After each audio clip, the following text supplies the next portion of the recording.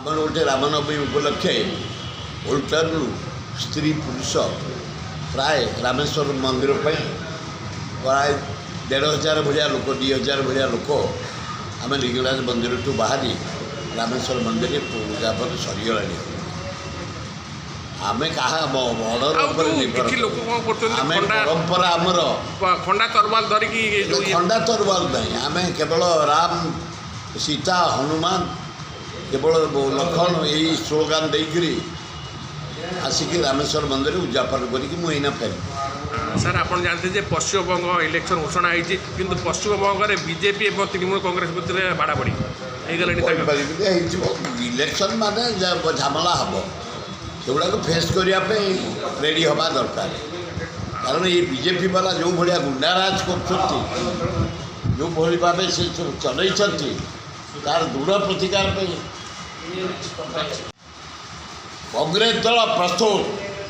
ଓଡ଼ିଶାରେ ଆମେ 1ର ଜବାବ 10 ଦେବୁ।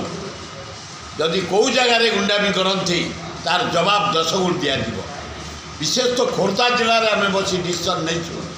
ବେଗୁନିଆ ବୋଲଗଡ଼ ଖୋର୍ଦ୍ଧା ଜଟଣୀ ଉତ୍ତର ଭୁବନେଶ୍ୱର ମଧ୍ୟମ ଭୁବନେଶ୍ୱର ଏକାମ୍ର ଭୁବନେଶ୍ୱର ବାଲିଅନ୍ତା ବାଲିପାଟଣା ଯଦି କୌଣସି ବିଜେପି କର୍ମୀ କଂଗ୍ରେସ ଲୋକ ଉପରେ ହାତ ଦିଅନ୍ତି ତାର ଜବାବ 10 ଗୁଣ ଦେବୁ।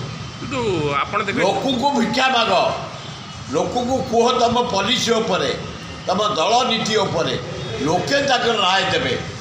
ଧମକେଇକିରି ବାଡ଼େଇକିରି ପଇସା ଦେଇକିରି ଗୁଣ୍ଡାଗିରି କରିକିରି ଆମେ କେବେ ଖୋର୍ଦ୍ଧା ଜିଲ୍ଲାରେ ବରଦାସ୍ତ କରିବୁନି। ଆମ ସଂଗଠନ ସୁଦୃଢ଼।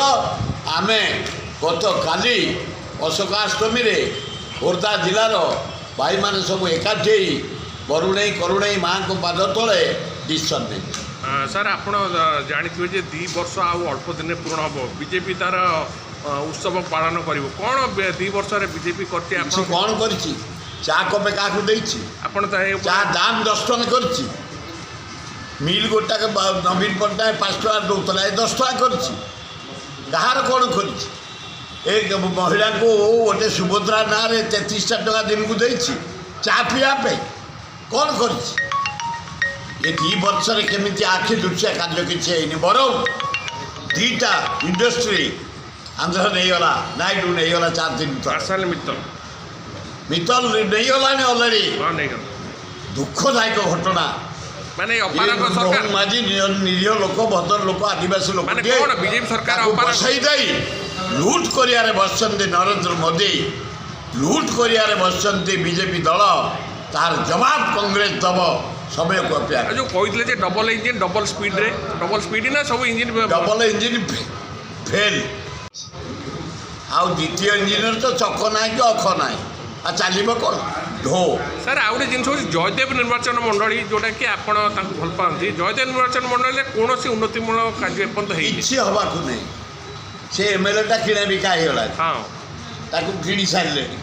ଲୋକ ଚାରିଆଡ଼େ ଗୋଡ଼ଉଛନ୍ତି ତାକୁ ବାଡ଼େଇବା ପାଇଁ। କୁଶପତ୍ରିକା ଦାହ କରୁଛନ୍ତି, ଖୋଜୁଛନ୍ତି ତାକୁ ବାଡ଼େଇବା ପାଇଁ। ଦୁଃଖଦାୟକ ଘଟଣା, ଅତି ଦୁଃଖଦାୟକ ଘଟଣା। MLA ଗୁଡ଼ାକ ଯଦି ସାରୁ ପରିବା ଭଳିଆ, ବାଇଗଣ ପରିବା ଭଳିଆ ବିକ୍ରି ହେବେ, ଏଥିରେ କ'ଣ କହିବା? କାହା ଦୁଃଖଦାୟକ। ପଇସା ସବୁଠାରୁ ବଡ଼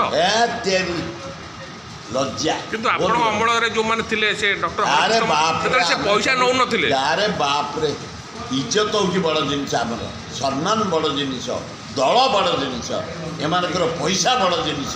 ଦୁଃଖଦାୟକ ଘଟଣା। ସାର୍ ଆଉ ଗୋଟେ ଘଟଣା ଘଟିଛି ଯେ ଯେଉଁ ବିଧାୟକମାନଙ୍କର ପଇସା ସେଟାକୁ ସ୍ଥଗିତ ରଖାଯାଇଛି। ଆଉ ରଖାଯିବ ନା, ଏଗୁଡ଼ା ଗୋଟେ କଥା? 4 ଗୁଣ ବଢ଼େଇ ଦିଆଯିବ। କ'ଣ କରୁଥିଲେ ଏଇ ଗାଁର ବିଧାୟକମାନେ? ହଁ, ବିଧାୟକମାନଙ୍କର ଖର୍ଚ୍ଚ ଅଛି, ଗରିବ ଲୋକଙ୍କୁ ସାହାଯ୍ୟ କରୁଛନ୍ତି, କ୍ଲବ ଅନୁଷ୍ଠାନ, ଖେଳ ନାଚ ପାଲା ଘାସ କାଟିଆ ଡ୍ରାମା ଦେଉଛନ୍ତି ସତ। ୟା ବୋଲି 4 ଗୁଣ ଏଇଟା ବନ୍ଦ କରିବା ଭଲ ହେଇଛି। ମୋହନ ବାଜି ଭଲ ପଦକ୍ଷେପ ନେଇଛନ୍ତି, ଖୁବ୍ ବଢ଼ିଆ ହେଇଛି। ନିଅ।